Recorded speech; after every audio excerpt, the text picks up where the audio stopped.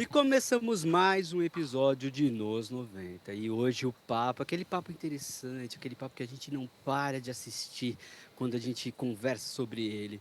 Biru, quem venha hoje para nossa Hoje bancada é um virtual? episódio que eu não durmo. Por quê? Porque tenho medos, porque eu não acredito. Mas que eles existem, eles existem. E quem vai Existe. conversar com a gente é o ufólogo respeitadíssimo, famosíssimo, Paulo Barack Werner. Muito obrigado, Paulo. Seja bem-vindo. E já, Boa noite, boa noite a todos. Boa Eu que noite, agradeço, Paula. eu que agradeço a oportunidade. imagina. Boa noite.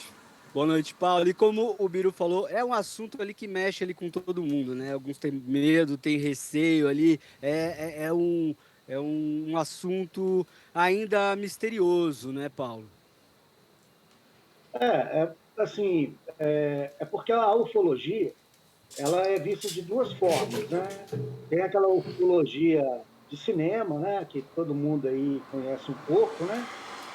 Tem aquela ufologia bonita que os místicos gostam de propagar, né? Os adoradores de cristais, de pirâmides, que são seres benevolentes, que trazem a cura, são nossos protetores celestiais, e tem a ufologia de verdade, que é aquela que pesquisa objetos voadores não identificados, que começou lá atrás, dentro do âmbito militar. A ufologia ela começou dentro dos quartéis. Então, a ufologia ela começou científica, dentro dos quartéis, com apoio de cientistas. Bem depois é que a coisa se tornou um estudo aberto ao público, né? Bem depois, muito depois. A primeira entidade é, dita científica de estudos de objetos voadores não identificados no Brasil foi aqui em Minas Gerais, o Cicoane, em 1954, que até hoje é uma referência. E a ufologia, né, pegando um gancho do que o Pedro falou, com relação ao medo, a ufologia tradicional, realmente, ela nos apresenta um quadro em que a agressividade, né, desses seres ela é uma constante. Não é tipo 30% dos casos, 40%, não. É 98% dos casos tem conotação agressiva. Nossa. Mesmo aquele caso que talvez não seja tão agressivo, quando há o que é dito, né, abdução, ou seja, um sequestro. O que é um sequestro? É você ser levado sem o seu consentimento. Mesmo quando as pessoas falam assim, a pessoa foi levada para dentro do escoador, mas eles não fizeram mal à pessoa. Fizeram sim. Eles sequestraram a pessoa. O sequestro é o quê? É um ato de violência. Então, assim, no geral, a ufologia que pesquisa, ela tem uma radiografia dos casos, praticamente é quase 100% de casos agressivos. Né? Você vê, por exemplo, os casos mais clássicos da ufologia brasileira, né? Todos eles têm essa pegada. Se a gente for aí analisar os principais casos, todos eles têm essa conotação. Então, talvez o medo do Pedro aí ele se aplica. Nossa, eu ia falar agora. Na verdade, eu nunca vi por esse lado. O meu medo é só porque eu via muita coisa. Eu morava no interior de Goiás, mas você não tem noção tanto de coisa que eu já vi. E eu tinha medo literalmente só de ver. Então, jamais pensei que alguém poderia me sequestrar e etc. E agora que você falou, parece que meu medo ficou maior um pouco. Porque eu tinha pensado só na parte de encontrar um, não tinha nem pensado na parte dele me levar. Mas é É, interessante o que o Paulo falou, né? É assim, muitos casos assim de 90, mais de 90%, né, Paulo, que você falou, algo mais de violência, vamos dizer. É como você falou, se foi abduzido, se teve isso. porque que acontece? Eu vou citar aqui um exemplo que ocorre não só aqui em Minas, mas em todo o Brasil. A pessoa está vindo na estrada, ou de carro, ou a pé, e surge um objeto luminoso, e esse objeto luminoso você começa a perseguir essa pessoa. Aí, geralmente, essa perseguição, ela faz com que a pessoa se assuste, ela se machuque, ela corte o corpo em alguma cerca gerando farpado. Se a pessoa está em algum transporte, como uma moto, que é um caso que a gente pesquisou agora em Mucambo, é um distrito de Baldim, aqui a mais ou menos 100 quilômetros de Belo Horizonte, em que ele estava saindo à noite com a moto para ir na fazenda alimentar os animais. Ele trabalha numa fazenda, no seu Orlando. Esse caso ocorreu há mais ou menos 1 ano e 7 meses. Então, para a gente, é um caso recente, né? Porque foi logo após que acabou a pandemia, nós retomamos as pesquisas de campo. Então, ele saiu à noite com a moto, é um trajeto curto de 3 quilômetros em estrada de terra, e ele notou uma luz vindo atrás. E ele achou que fosse um carro, né, um veículo qualquer. Mas na hora que ele percebeu que aquela luz ela ganhou volume e ela estava no alto, ela não estava no chão, ele apavorou e começou a acelerar a moto. A moto dele é o estilo aquelas bis, né? Esse caso, inclusive, foi publicado na edição número 10 da obra de pesquisa. Ele tentou acelerar a moto e o objeto atrás dele. E era um objeto muito grande, muito luminoso. No desespero, ele bateu com a moto no barranco, praticamente estragou a moto toda, ele se machucou. Um vizinho próximo escutou ele gritando, foi lá e o acudiu. Ele ficou praticamente 6 meses sem sair à noite, com medo. A moto dele, até hoje, quando a gente foi lá pesquisar esse caso, ela ainda tinha algumas peças que ele não conseguiu repor. Então, assim, a nave em si não abduziu, né, mas foi uma agressividade indireta. Ele estava ali, ele tentou fugir do objeto, ele se machucou, ele teve uma perda material com a moto, né, que era o instrumento de trabalho dele. Então, esse tipo de atuação, de aproximação, ela acontece no Brasil inteiro, não é só aqui. Então, esse tipo de agressividade que eu estou te falando. E tem os casos em que essas naves soltam raios, né? Seres aparecem, levam as pessoas para dentro das naves, fazem lá exames. Já pesquisei casos de abdução de pessoas que foram levadas para dentro dessas naves, né? Então é isso. A agressividade do fenômeno ela pode ocorrer de várias formas, principalmente a indireta, que é a mais constante. Tá. O Paulo, você disse assim, a gente vai falar muito mais sobre Minas, né, onde você Não, você pode falar o que não, você quiser. não, sim, a gente vai voltar porque em Minas tem muitos casos, né? Até falar do mais famoso ali, até dos anos 90 que foi o caso de Varginha, né? Mas assim, no Brasil em geral, tem algumas regiões que tem mais casos do que outros, ou é equilibrado isso? Por exemplo, depois que a gente lançou a revista em 2018, a gente começou a ter uma conexão maior com alguns consultores. Na região do Barra do Corda, no Maranhão, em São Luís do Maranhão, lá acontecem casos fantásticos na região rural, né? Justamente em Barra do Corda, em São Luís do Maranhão. É uma região que acontecem muitos casos. Tanto é que próximo dali, né, ali, se você pegar no mapa e olhar, está próximo de Colares, aonde aconteceu a Operação Prato, ali no Pará. Nós temos a Bahia, a Chapada Diamantina, onde acontecem muitos casos, Mucugê, na Bahia, né? Que é um celeiro de observações. São Paulo tem vários locais onde ocorrem muitos casos, né? Iporanga, no Guarujá. Nós temos o Rio de Janeiro também, pontos específicos. Ou seja, em Goiás também é um estado onde acontecem muitas coisas.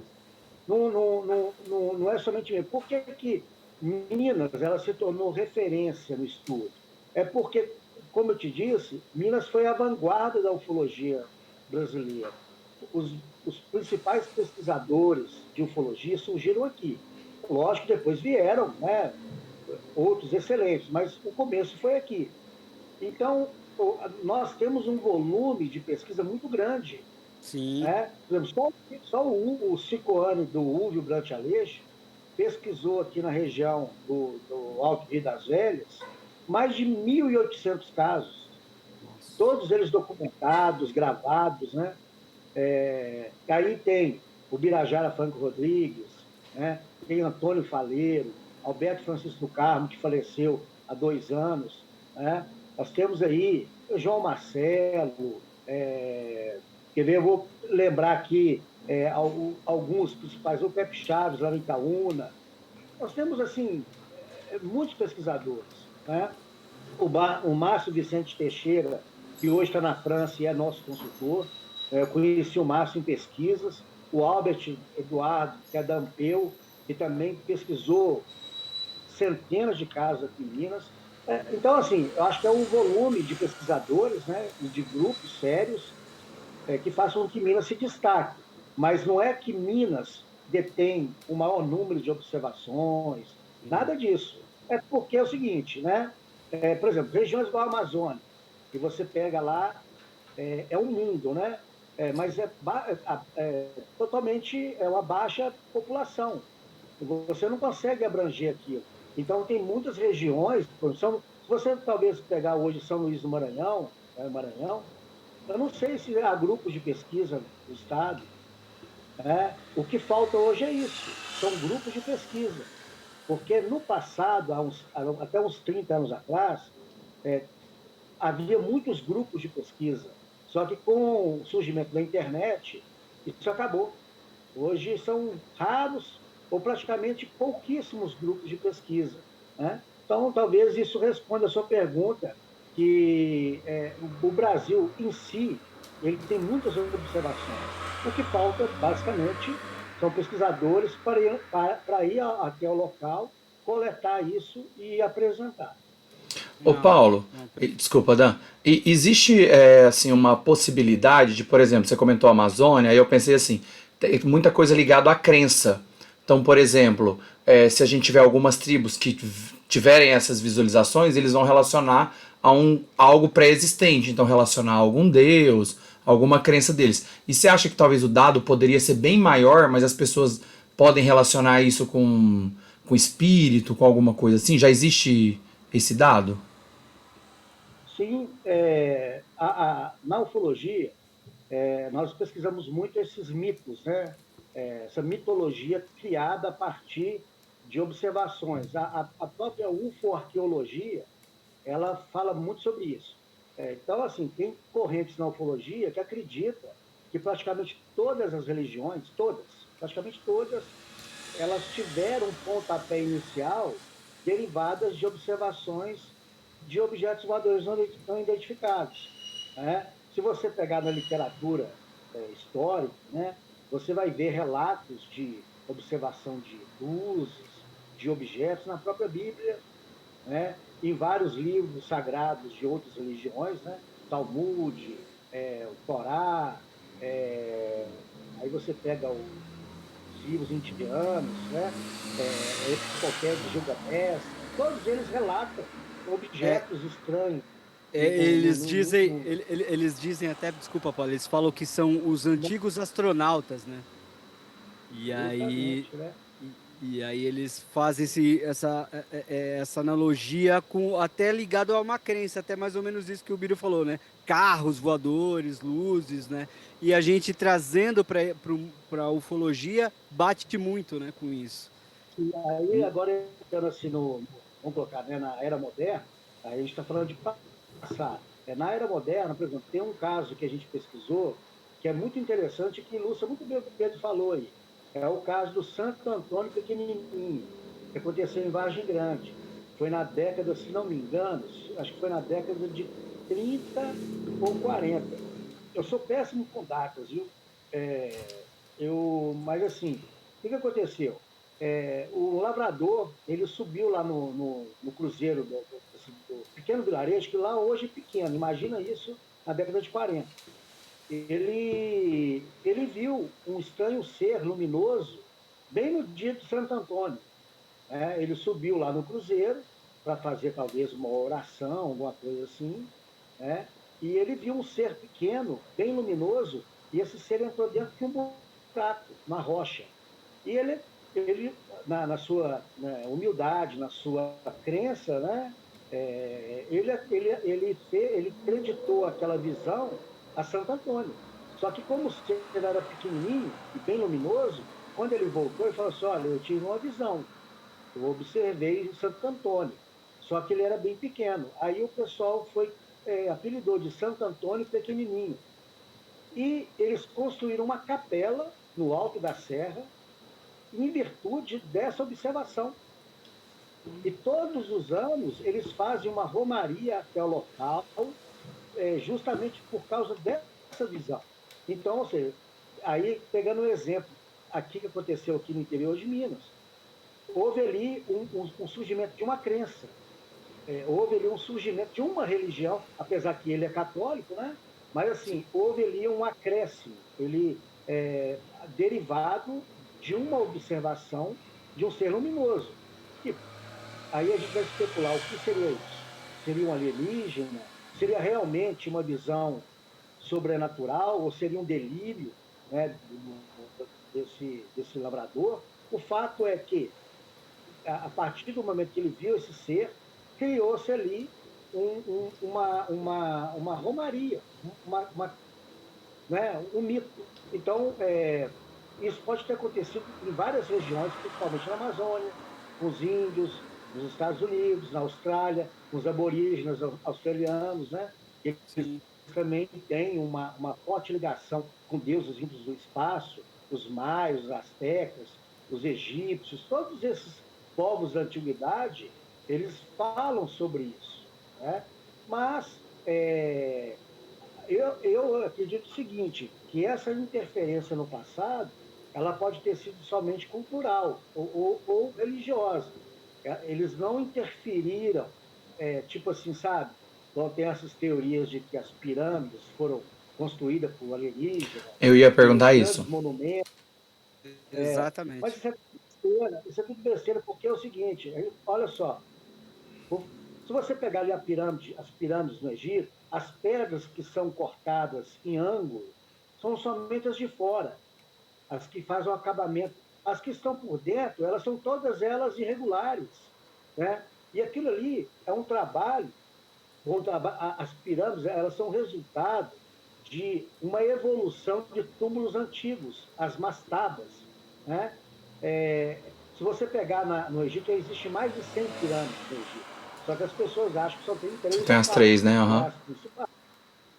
Então, foi um processo lento, de quase 6.000 anos, de tentativa e erro. E quando eles falam assim, mas era impossível o corte. Não, não era impossível. Recentemente agora, eles descobriram que o Rio Nilo tinha um canal, um braço do Rio Nilo, que é praticamente próximo das pirâmides. E isso responde àquela pergunta assim, como eles transportaram as pedras até o local? Então, esse estudo recente que saiu agora, tem 15 dias, né? Os arqueólogos descobriram que havia um afluente do rio Nilo, que chegava bem próximo das pirâmides. Então, à medida que a ciência avança, vai derrubando esses mitos de que as pirâmides foram produzidas por aliens. Não é nada disso. Olha só para você ver. O que está ali? Pedra. Você acha que se a NASA fosse enviar uma missão tripulada para Marte, para colonizar Marte, ou para estabelecer algum tipo de ponto de apoio em Marte, ela iria em Marte e fazer construções em pedra? Ela não Não. iria fazer Eu nada queria disso. fazer uma pergunta desse tipo, mas eu achei que ia parecer deboche. Porque muita Não. visualização, eu acho. Assim, é porque quando o Edson teve aqui, o Edson Boaventura, ele separou muita coisa assim pra gente também. Eu até comentei, nossa, é uma ciência muito mais exata do que as pessoas falam. E aí tem muito disso. Até o Porchat tem um texto que fala, tipo assim, os caras podiam vir no Pentágono, podia não sei o quê, vai brincar no milharal do seu Zé lá no interior da Paraíba, sabe? E aí só que eu achei que poderia parecer falta de respeito. Mas o que eu queria comentar também sobre esse gancho das pirâmides se existe algum estudo, algo, porque sempre é assim, a Grécia, Itália, lá quando a gente pensa na Europa antiga, são os grandes pensadores, os grandes historiadores, aí todos os templos, etc. Parabéns, o grande ser humano inteligente. E essa questão de relacionar com aliens é geralmente com culturas africanas. Tem algo que já tentou quebrar esse mito? Porque pode ver no Discovery, qualquer coisa que é em alguma forma da África, grandioso, foi ET. Se é na Grécia, o grande ser humano, essa grande espécie de inteligência. E eu sempre achei que era uma visão meio Sim, racista e achava, inclusive, que era da ufologia. Que bom que você mostrou que não é. não, você vê aqui que interessante. Por exemplo, eles alegam assim, que era impossível construir as pirâmides porque não existiam ferramentas. Uma guindaste, uma furadeira, né, qualquer material elétrico. E o Coliseu, né, o Coliseu, ele é uma estrutura fantástica. O cimento do Coliseu, ele é mais forte do que o cimento usado atualmente. E a Olha, tecnologia da construção do Coliseu é uma coisa assombrosa. E foi construído sem nenhum guindaste elétrico, sem nenhuma furadeira, sem nada. Então, nós vamos dizer, então, que o Coliseu foi construído por alienígenas? Por que só as pirâmides que estão lá na África, como você bem disse, né? E outros países africanos ali que têm pirâmides, aqui na América do Sul, América Central, né? Os maias, os astecas, né? Por que só as construções dos países interiores são atribuídas aos alienígenas? Por que as que estão lá na Europa, né, igual na Grécia, aquelas coisas bonitas, não são dedicadas aos alienígenas? Eu acho que é isso. Você resumiu um pouco a história aí. Né? E eu acho também o seguinte, que naquela época, só para finalizar essa questão, né, sim. do passado, eles tinham mão de obra gratuita. Por exemplo, o cara carregava pedra ali, ou trabalhava pedra do amanhecer do dia até o final do dia. Ele não tinha 13º, ele não tinha férias. Eles ali, eles faziam um trabalho pensando, porque o faraó, para eles, era o Deus vivo. Era como se você estivesse trabalhando para Deus. Então, eles tinham essa motivação. É diferente de hoje, que você vai lá, bate ponto, quer receber no final do mês, tem. Sabe? Naquela época não existia isso. As pessoas, a vida delas era aquilo. E eram milhares de pessoas, milhares. Uma coisa que eu acho engraçado desses teóricos aí que acreditam que as pirâmides foram construídas por naves transportando pedras, em volta das pirâmides tem lá túmulos de milhares de trabalhadores com pernas amputadas, sem braço, com desgaste na coluna, provando que tudo aquilo ali foi obra humana. Se fosse pedras carregadas por discos voadores, por que teriam tantos trabalhadores amputados, Aham. com desgaste na coluna e tantos corpos? O que falta para esse turno que acredita que tudo é obra de alienígena é estudar um pouco. Vou resumir a história. Tem que estudar mais história e entender os mecanismos que nós, seres humanos, nós somos competentes. Nós não temos que nos rebaixar. Quem acredita nisso está reduzindo a capacidade humana. Muito bom. Perfeito. Outra dúvida que eu tenho, quando você comentou, quando alguém visualiza, é que você comentou que às vezes pode ser uma visão sobrenatural. Então, a ufologia trabalha com a existência do sobrenatural, não com casos que Não, aconteceram. Ah, não. A ufologia não é uma ciência. Né? A ufologia é um estudo. Porém, nós adotamos os procedimentos científicos, né? Nós temos consultores científicos. Quando eu falo sobrenatural, é que às vezes aquela pessoa ali, ela pode ter passado por uma, uma, uma alucinação. Agora, nós não somos donos da verdade. Né? Não estou dizendo que espíritos não existem ou que aham. assombração não existe. Na minha opinião, não. Né? Porque eu estudei parapsicologia há muitos anos e a parapsicologia é uma ciência. E para a psicologia não existe espírito, não existe assombrações. Né? O que eu falo é o seguinte, que é porque muitos desses casos que ocorrem, principalmente no passado, na zona rural, que as pessoas relatam assombrações, geralmente, às vezes, são fenômenos naturais também. Fogo fato, às vezes essas bolas de luz que desprendem de regiões pantanosas, que têm acúmulo de gás, né? Ou também derivados de objetos voadores não identificados. As pessoas veem essas luzes e acreditam que aquilo ali possam ser espíritos, né? Então, porque a gente tem que imaginar o seguinte: o fenômeno OVNI é um fenômeno novo. Agora, na cabeça de quem vivia na área rural em séculos passados, ele viu uma luz disforme no céu, ele nunca iria atribuir aquilo ali a uma aeronave. Para ele ia fazer uma comparação dentro da sua capacidade intelectual, dentro da sua capacidade de crença. E no passado, o que eles acreditavam? Tudo que vinha do céu era divino, Sim. ou Não. sobrenatural, ou demoníaco, né? É verdade, é verdade. Lá na Riverlândia a gente via muito Mãe do Ouro. Na hora que você comentou da Isso. capelinha, tinha uma capela lá que foi feita no Morro da Mesa. A gente subia lá para pagar a promessa quando queria chuva.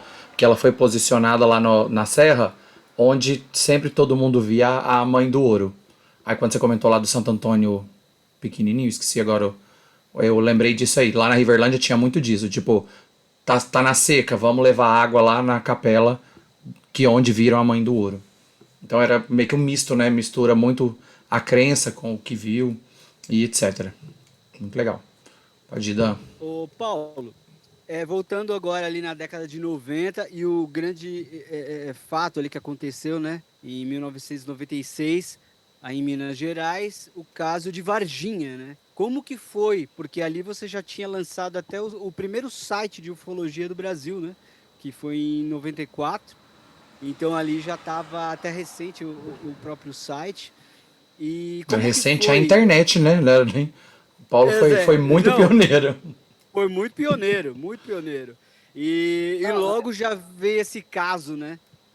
Como que é, foi? o, é interessante que tem aquele, não sei se vocês lembram daquele livro, O Guia dos Curiosos, o livro ficou Claro, famoso. sim. O nosso grupo está nesse livro, porque nós somos o primeiro grupo de ufologia no Brasil a ter um site na internet. Primeiro, Olha, né?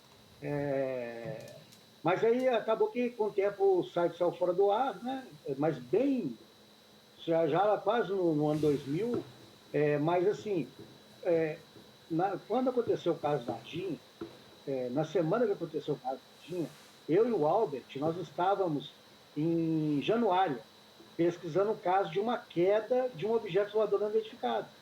olha aí. E isso o caso Varginha aconteceu, foi em 13 de janeiro, né? Se não me engano, 13 de janeiro, e a gente foi para Januário, se não me engano, dia 20 de janeiro. Foi uma semana depois. Acho que o caso Varginha, assim, estava. Acho que não tinha nem sido exposto ainda na mídia da forma como foi.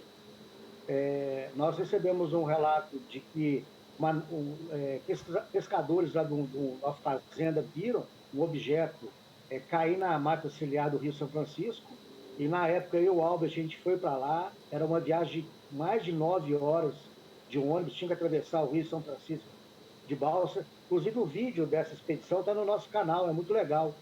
Depois as pessoas puderem ver. Qual é o Aí canal que a gente já coloca o link aqui para ir diretão? é o canal da OVNI Pesquisa. OVNI Pesquisa, tá na descrição. Revista OVNI Pesquisa. Então, o que aconteceu? Quando a gente voltou de Januário, né, com o material, a gente ficou sabendo, né, pormenores do caso Varginha. Como o nosso grupo ele é muito atuante em pesquisa de campo, e Varginha é longe. Varginha fica quase 300 quilômetros de distância daqui. Seria impossível a nossa equipe participar das investigações do caso Varginha. Primeiro, financeiramente. Né? Na época eu era muito novo ainda, né? Eu tinha começado o grupo há poucos anos, a gente não tinha capacidade técnica e nem financeira para ir a Varginha. O que nós fizemos? Como nós tínhamos bastante uma rede de consultores muito grande, e nós já tínhamos já o UFO News, que era um informativo que a gente produzia, a gente passou a ajudar os pesquisadores do caso Varginha com as informações que chegavam até a nós.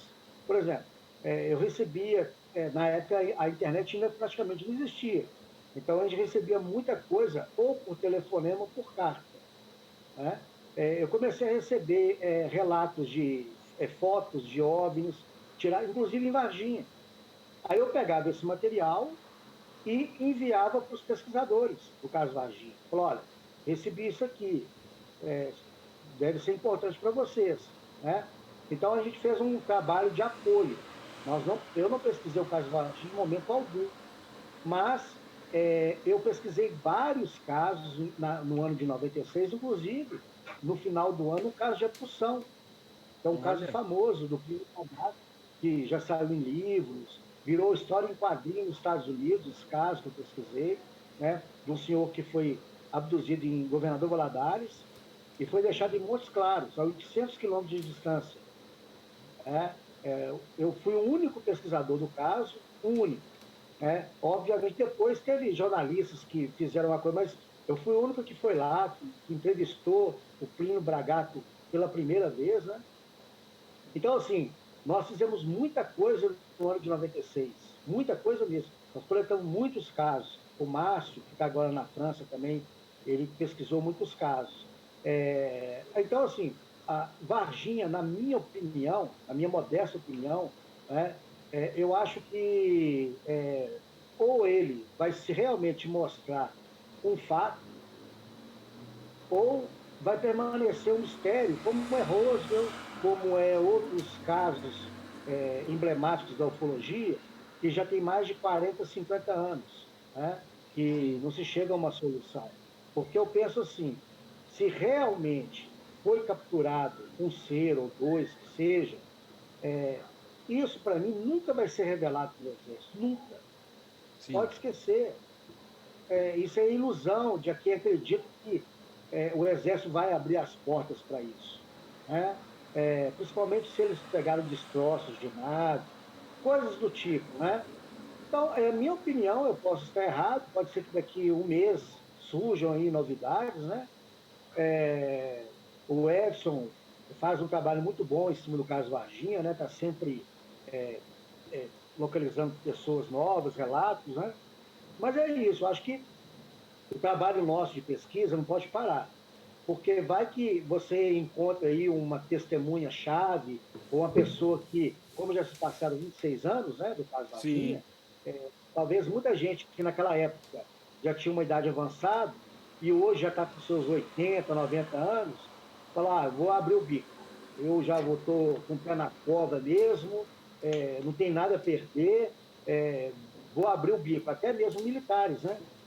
Então, assim, a esperança é essa, porque até então pode ser que o caso Varginha nunca tenha uma definição, né? É, Eu acho assim, é isso. Eu não consigo ter uma visão mais ampla do caso Varginha, porque são tantos pormenores, são tantas coisas que eu acho absurdas, coisas que eu acho plausíveis.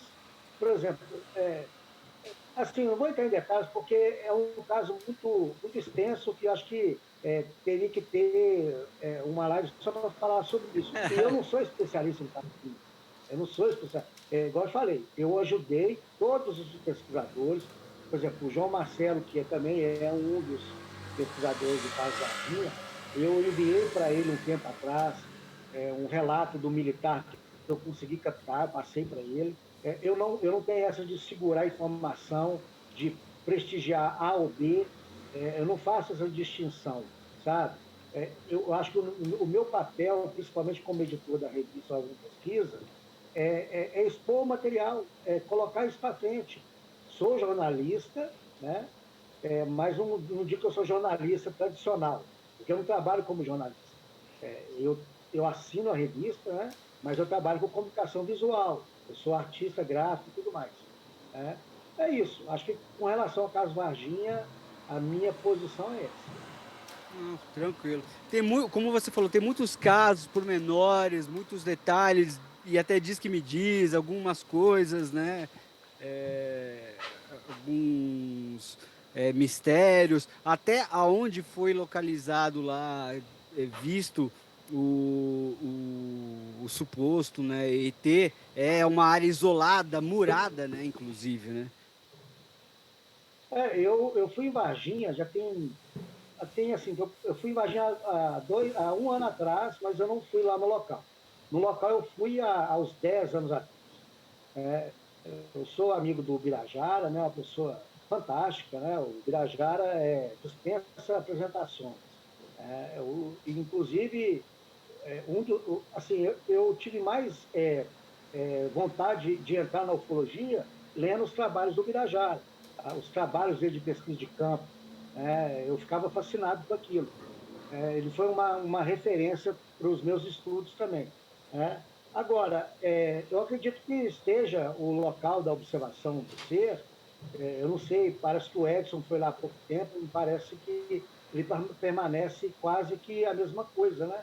Eu não sei, Sim. eu posso até rever essa informação com ele. Não, exatamente, mas é aqueles um dos mistérios. Mas até entrando nesse caso que você falou desse mesmo ano de abdução e conseguiu ali entrevistar, é realmente algo bem espantoso, né? Esse relato de abdução. Como que foi ele falar com esse senhor aí na época? Na época, como eu te falei, 96 foi um ano atípico para a gente, independente Foi do o, caso Varginha. foi o boom, É, né? Muitos acontecimentos. então, o que acontece? Eu recebi um telefonema do jornal Estado de Minas, falando: olha, Paulo, o senhor lá de Valadares disse que foi levado para Marte, um senhor de 76 anos, tal. O que você pode falar? Eu fui pelo telefone, dei a minha consideração, não falei nada demais, né, porque eu não tinha pesquisado ainda, não tinha. E aí saiu no outro dia uma nota no jornal com a minha declaração, e eu fui no outro dia para Valadares, fui para a rodoviária, peguei um ônibus e fui. Chegando lá, por sorte, eu encontrei com o Plínio Bragato chegando na TV Rio Doce, porque ele trabalhava, ele era caseiro de um dos proprietários da TV Rio Doce, lá, acho que diretores da TV Rio Doce. E eu peguei o Plínio dentro da própria TV Rio Doce. Eu levei ele para uma sala lá, que é uma sala que o pessoal guardava, tipo, equipamentos, tipo uma dispensa. Sentei ele lá e peguei meu filmador e falei: ó, vamos gravar aqui. Eu gravei com ele escondido, porque Ah, ele estava proibido de dar entrevistas pelo pessoal da TV Rio Doce. Aí eu entendi. gravei com ele, porque na época tinha uma filmadora VHS-C, aquela do cassetinho pequenininha, Sim. e a qualidade não era muito boa, e a fita ela não gravava muito tempo. Mas deu tempo, assim, essa entrevista dele inédita, está no nosso canal, né? O que ele relata? Eu vou resumir. Ele estava indo no sítio que ele trabalhava, no sítio de Turuna, que é o ponto culminante de Valadares, por volta de 6 horas da tarde. Ele passou numa venda, comprou 3 latinhas de cerveja e foi subindo, andando a pé e tomando a latinha de cerveja. Aí ele disse que pousou uma nave e dessa nave saíram 3 seres. E falou que os seres eram bem grandes e eles convidaram ele a entrar na nave. Ele falou assim que achou que eles eram camaradas e entrou na nave, o jeitão dele falar, né? Ele falou que dentro da nave era tudo muito bonito, tudo muito azulado, e que eles ofereceram para ele uma coisa para comer que lembrava uma empada. Não era, ele não falou empada, ele falou que lembrava uma empada, e aí ele, em troca, deu para eles uma lata de cerveja. Eles aceitaram a lata de cerveja. A Skol na época, sabe? Aí até fizeram chás na época, com o ET tomando a Skol, né? Acho que até a Skol fez um comercial depois, Você usando. falando agora, eu me lembrei, verdade.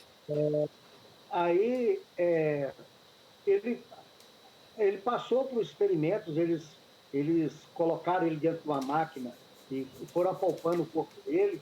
Aí ele falou que eles pediram para ele tirar a roupa e ele ficou sem graça, né? Aí falou que um dos seres tirou a roupa.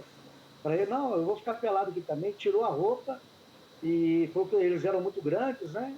Aí ele desenhou o rosto de um desses seres para mim. E aí ele falou que nesse intervalo ele foi no planeta deles, que é chamado Martiolo, que era a capital de Marte.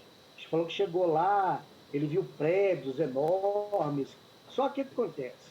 Eu acredito que essa parte que ele foi no planeta, que ele viu, isso tudo para mim isso aí é mentira. Tá. Ou ele inventou essa parte, né? Não sei, ou isso ficou na cabeça dele. O fato é que as pessoas viram ele subindo no Pico de Turuna por volta de 6 horas. Né? Eu fui na venda em que ele comprou a cerveja, e ele foi aparecer em Montes Claros 5 horas da manhã num pasto. Ele falou que quando os seres largaram ele, ele falou que ele olhou para o lado e estava amanhecendo, ele achou que ele estava em Marte. Só que ele viu um caminhão da Sadia. Aí ele falou, opa, estou na Terra, né? Aí ele foi lá para a BR e pediu carona. Aí um caminhão parou e ele falou assim, poxa, eu vou ter que inventar uma desculpa aqui para esse cara me dar uma carona. Ele falou assim, ô meu amigo, meu carro quebrou, tem como você me dar uma carona até Valadares? O cara falou assim, Valadares? Ô meu amigo, a gente está muito longe de Valadares, aqui para frente aqui agora é Montes Claros. Ele falou, Montes Claros? Aí ele chegou em Montes Claros, ele foi na delegacia, contou a história para o delegado da Polícia Civil. O delegado de lá ligou para o delegado de Valadares. Aí um detetive da polícia que eu entrevistei, ele escutou aquela informação, ele foi até o Pico de Puruna e chegou lá, ele viu uma marca no chão, uma marca oval, e esse detetive da Polícia Civil ele desenhou para mim essa marca, que estava no chão. Então, resumindo, o que me faz acreditar, entre aspas, né, no caso, é o fato dele ter desaparecido de Valadares, ter aparecido em Montes Claros, né? Nesse curto espaço de tempo, não é possível ele ter chego nesse lugar, né? Como você falou, Não, seis horas da tarde, num lugar, para estar nesse outro sim, ponto. mas o que acontece?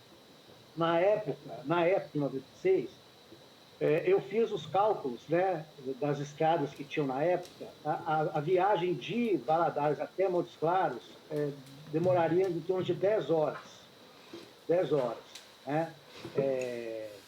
Lá tem um aeroporto, mas quem queria pegar uma pessoa dessa, colocar no avião, ele teria que pousar ou no aeroporto de lá de Montes Claros, ou numa pista clandestina. Ou seja, era Sim, uma logística totalmente gigantesca. Para quê? Para nada, para um senhor de idade, muito simples, um exato. caseiro, né? Sim, E o interessante é o fato dele ter aparecido lá em Montes Claros, cedo da manhã, e o detetive ter visto essas marcas no chão. sim, Né? Isso que me faz acreditar no caso. com Agora, certeza. ele falou uma coisa interessante no relato dele, assim, eu estou resumindo aqui, mas esse caso está em detalhes no último livro que eu lancei, que é o Arquivos do Desconhecido. Né? Legal. O livro é uma compilação de, de arquivos que eu tenho do Cifrofane, né? De mais de 30 anos, eu coloquei nesse livro. E o caso do Pio Bragato está lá, com todos os detalhes. Né? O interessante é que ele fala uma hora da entrevista que ele estava conversando com os seres, e os seres mostraram para ele uma televisão, só que as imagens flutuavam.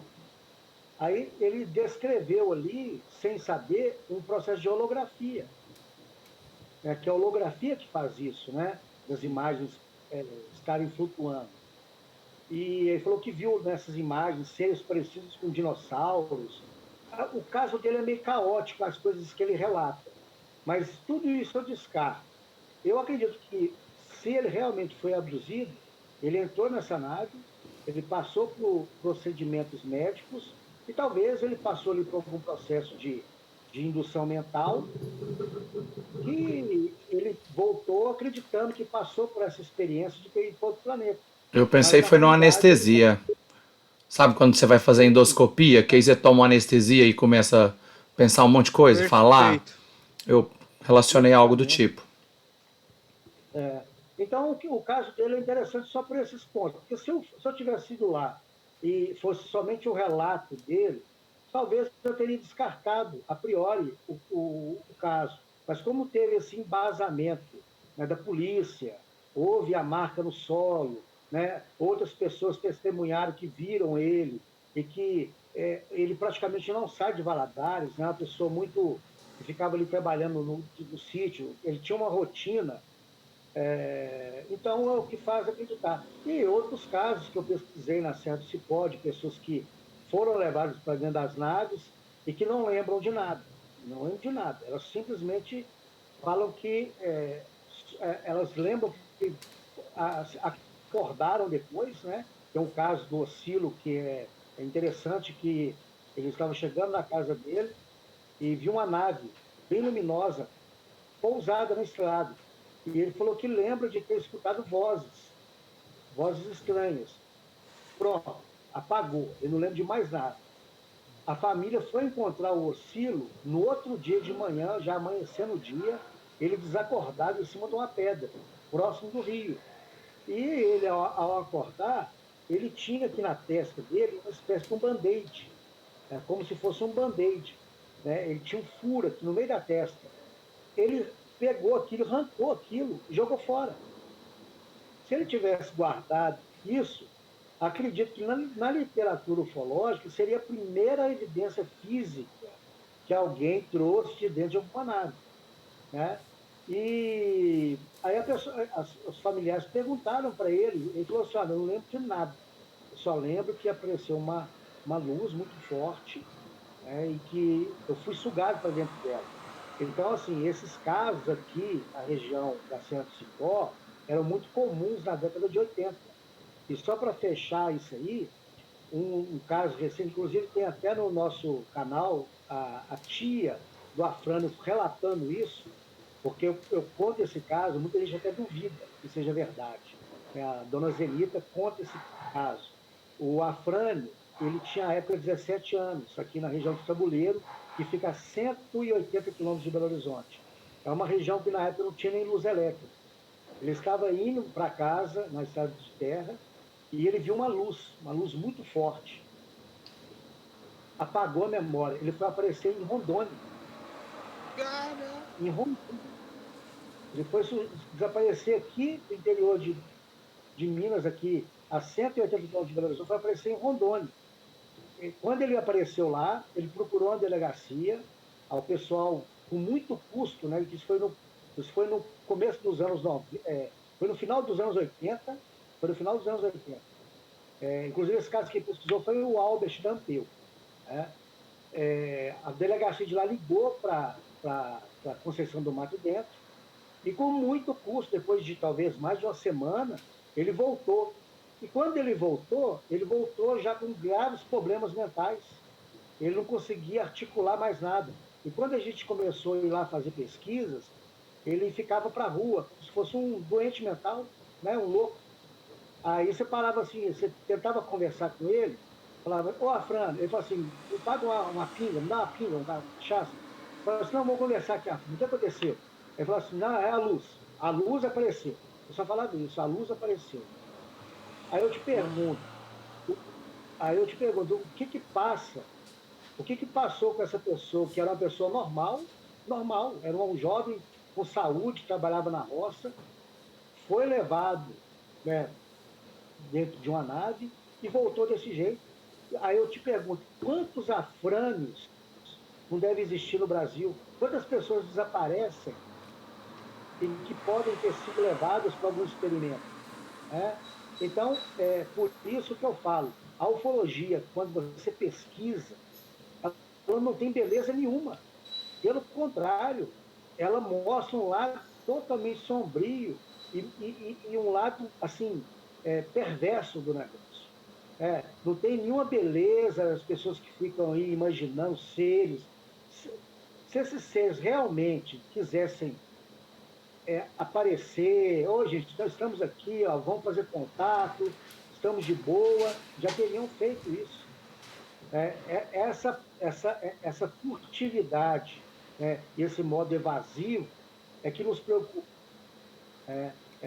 E esse modus operandi desses seres permanece o mesmo há décadas, não mudou praticamente nada. Sim. Eu até te perguntar, assim, sempre é pego ali qual que é o relato, como que foi. Eu queria até perguntar como é a vida dela pós abdução. E é geralmente assim, como você falou, sempre tem alguma perturbação ou consegue essas pessoas voltar a uma vida normal, voltar só àquela vida que tinha antes? Você tem essa base aí de relatos Tem um dessas caso, pessoas? tem um caso que eu não pesquisei ele de imediato, mas eu fiz uma reavaliação dele 10 anos depois, que é o caso do João Caiana, que teve a família inteira abduzida em Iturama, que fica na divisa com Mato Grosso, aqui em Minas com Mato Grosso. Eu fui lá em 2013. Daqui até lá são mais de 800 quilômetros. Eu fiquei lá 2 dias. A entrevista completa com o João Caiano também está no nosso canal. Legal. Ele estava no Fusca voltando da roça com toda a família. A esposa, a filha mais velha, a neta de 4 anos, uma vizinha. Apareceu uma nave, e eles pararam o Fusca para observar a nave e surgiu um ser do lado de fora do carro. E eles não lembram de muita coisa, eles só lembram que é, o Fusca ele foi suspenso do chão e a nave transportou o Fusca por mais de 2 quilômetros na estrada de terra. Nossa. E eles foram levados para dentro da nave. Só que na época nenhum deles lembrava de nada, nenhum deles. A única que lembrava, parece que ela não foi, ela não passou por nenhum processo, foi a Lavínia, que tinha 4 anos de idade. E no nosso canal tem uma entrevista dela com 4 anos de idade, que ela deu no programa do Ratinho. Na época eles fizeram uma entrevista sobre o caso, saiu no Ratinho. E o interessante é que a criança não sabe mentir. Eu sempre falo isso. Os relatos mais limpos são das crianças, porque o adulto é dissimulado, o adulto inventa as coisas, a criança não. Aí quando o repórter perguntou para ela o que ela viu dentro da nave, ela falou, ela com 4 anos de idade, ela falou assim, eu estava lá no chão, ela ficou no chão e os pais dela ficaram em cima das mesas, né, tipo mesas médicas, né? Ela falou assim, tinha um ser de olhinho e tinha um ser com olhão. Ela falou que tinha uns Bonitinha. seres com olhos e tinha uns seres com os olhos pequenos, né? Essa família ela foi para o hospital, logo após o caso, ela foi atendida no hospital público lá de Iturama, o médico atendeu eles, eles passaram muito mal, depois eles foram para São Paulo fazer uma regressão hipnótica, só que eu não consegui ter acesso a essas entrevistas, né? Fato é que o caso dele foi um caso muito famoso à época, até hoje respondendo a sua pergunta, né, eles não tiveram assim, eles continuaram a vida normal. Porém, o que perturbava, principalmente a mulher do João Caiano, era o fato das pessoas sempre ficarem ali lembrando, né? Vocês foram abduzidos, vocês são mentirosos. Aquela coisa da mentira é o que mais incomodava eles. Já o João Caiana não, ele é mais tranquilo, só que ele passou a sofrer de uma coisa que na ufologia a gente chama de síndrome do contactado. Como é que é isso? A pessoa às vezes passa por uma abdução real, ela é levada dentro de uma nave, tudo, ela volta e ela conta o relato dela. Aí de uma hora para outra, essa pessoa passa a ser uma celebridade. Ela dá entrevistas em jornais, televisões, tal, não sei o quê. Aí com o tempo, obviamente, ela vai cair no esquecimento. E dependendo da pessoa, se for aquela pessoa que, tipo um Big Brother da vida, que quer manter ali né, nos holofotes, o que ela faz? Ela passa a inventar. Ela passa a dizer que os seres estão procurando ela novamente, que ela teve um outro contato. É o que aconteceu com o João Caiano. Ele passou a dizer que os seres estavam ali sempre do lado dele, que ele saía à noite, as naves acompanhavam ele, que ele abria a porta do banheiro, ele via seres passando no corredor. Aí, e tudo isso ele falando comigo em entrevista. Aí eu pensei assim, poxa, mas por quê? Porque ele foi convidado a participar de congressos em São Paulo, em congressos em Curitiba. Aí ele viajava de avião, ficava em hotel. A coisa subiu para a cabeça, né? Com certeza. Não, É, não queria perder isso, né? Ele queria. o caso dele para mim foi real, a abdução da família dele foi real, né? Mas o pós, né? O que veio depois, os relatos que ele fala, para mim é tudo invenção, é o que eu te falei, a síndrome do contactado. Nem todo mundo que passa por essa experiência, ela tem a vida destruída. Emília e Bianca também passaram por uma situação parecida, eles tiraram um bom proveito da situação. Tem quem saiba lidar bem com a coisa e tem quem não sabe, né? Ou que não sabe, né? É que passa por traumas mesmo, igual o Afrânio, que voltou com problemas mentais, né?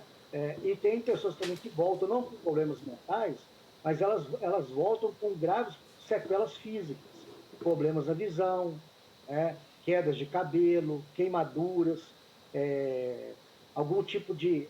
Às vezes ela fica exposta a algum tipo de radiação que a longo prazo vai desenvolver ali naquela pessoa, né, algum tipo de doença. Mas tudo Ninguém isso é tratamento. voltou. Ninguém voltou com superpoderes, ninguém voltou, deu um upgrade nessa abdução, né?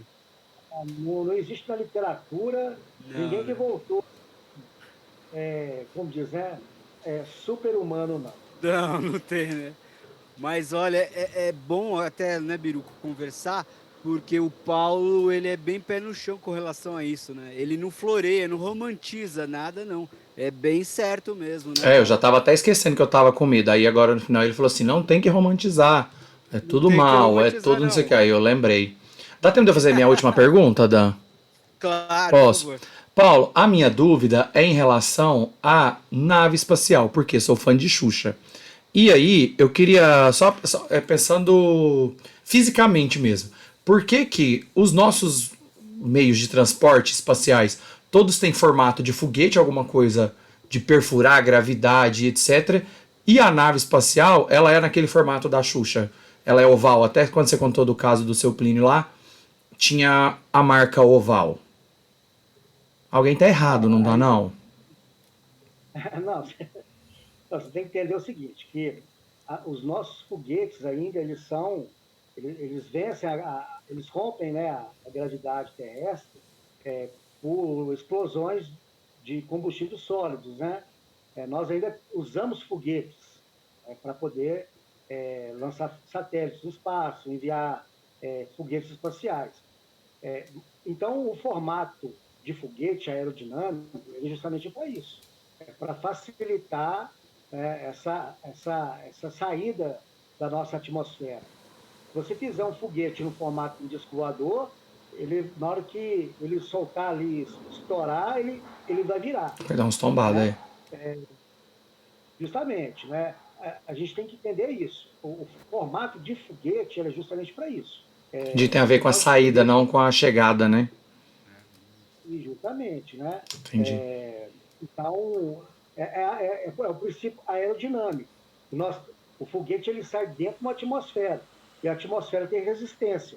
E o foguete tem que cortar essa resistência. Você pode ver os carros de Fórmula 1, que tem todo, né, uma aerodinâmica apropriada para a velocidade que os carros. Quanto maior a velocidade, melhor tem que ser aerodinâmico. É o que acontece com os foguetes. Com relação a você fala os discos, aí nós temos que entender o seguinte: existem os relatos de naves mães, que são naves maiores, né? Na literatura ufológica isso é abundante, são naves maiores que chegam próximo da atmosfera. Aqui eu estou falando, tipo assim, não sou dono da verdade, eu estou só dando um exemplo. As naves maiores, elas aproximam da nossa atmosfera e dessas naves maiores saem os discos menores nesse formato que você disse. Mas como eles detêm uma tecnologia muito mais avançada que a nossa, talvez eles estão à nossa frente aí 3.000, 4.000, 10.000, 15.000 anos à nossa frente, talvez essas naves elas não sofram com a nossa atmosfera, né? Elas conseguem anular esse atrito. Por isso elas podem ter esse formato, né? Esse formato é, comumente conhecido como disco voador, né? Sim.